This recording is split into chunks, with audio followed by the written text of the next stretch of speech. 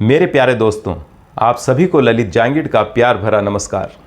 आज मैं आपके साथ मोटिवेशनल और धार्मिक कहानियों का चैनल शुरू कर रहा हूं। इस चैनल के माध्यम से मैं आपके सामने लेकर आऊंगा कुछ नई पुरानी शिक्षाप्रद कहानियां जो आपके ज्ञानवर्धन के साथ साथ मनोरंजन भी करेंगी। तो आइए शुरुआत करते हैं भगवान गणपति जी की इस कहानी के साथ। मित्रों, क्या आप जानना चाहते हैं कि भगवान गणेश ने महाभारत क्यों लिखी?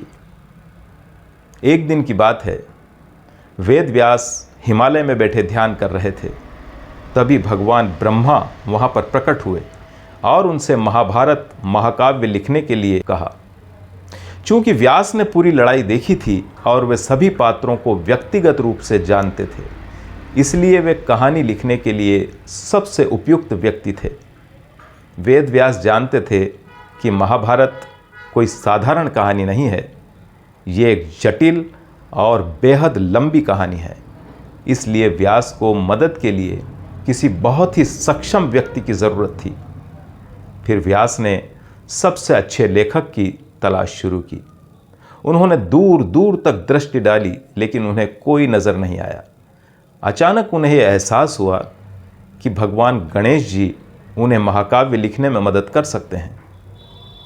तो ऋषि व्यास गणेश जी के पास प्रस्ताव लेकर पहुँचे। गणेश जी ने प्रस्ताव तो स्वीकार कर लिया, लेकिन एक शर्त भी रख दी। भगवान गणेश जी ने कहा कि वे महाकाव्य तभी लिखेंगे जब व्यास उन्हें बिना रुके पूरी कहानी सुनाएंगे। व्यास भगवान गणेश जी की शर्त पर सहमत हो गए, लेकिन उन्होंने भी एक शर्त रख दी। उन्होंने कहा कि भगवान गणेश किसी भी वाक्य को पूरी तरह समझे बिना नहीं लिखेंगे। गणेश जी व्यास की शर्त पर सहमत हो गए और महाभारत का लेखन कार्य शुरू हुआ। भगवान गणेश जी की लिखने की गति बहुत ही तेज थी और उन्होंने इस महाकाव्य को बहुत ही तेजी से लिखा। इस वजह से वेद व्यास की समस्या बड़ी हो रही थी। शर्त के अनुसार भगवान गणेश जी की लेखनी रुकने पर वे काम को अधूरा छोड़ सकते थे, लेकिन ऋषि व्यास की युक्ति ने बड़ा काम किया।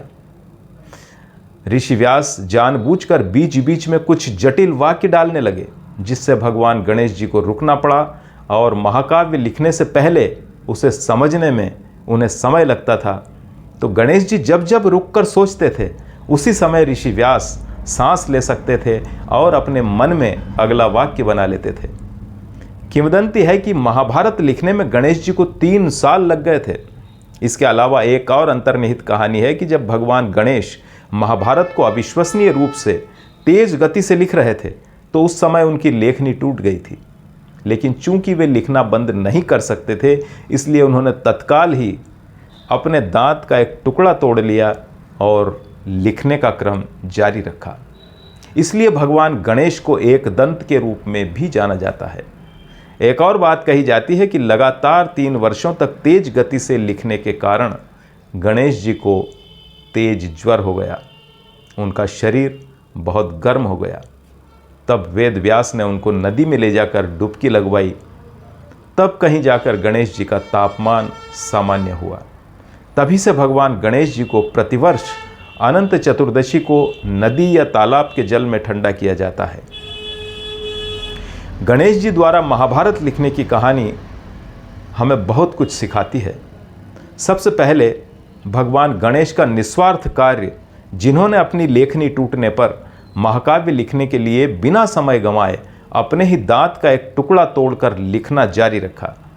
ये हमें बताता है कि जब ज्ञान प्राप्त करने की बात आती है, जब ज्ञान प्राप्त करने की बारी आती है, तो हमारा कोई भी बलिदान पर्याप्त नहीं माना जा सकता। गणेश जी के दृढ़ स्वभाव की तरह हमें भी सीखने के मामले में किसी भी हद तक रुकना नहीं चाहिए।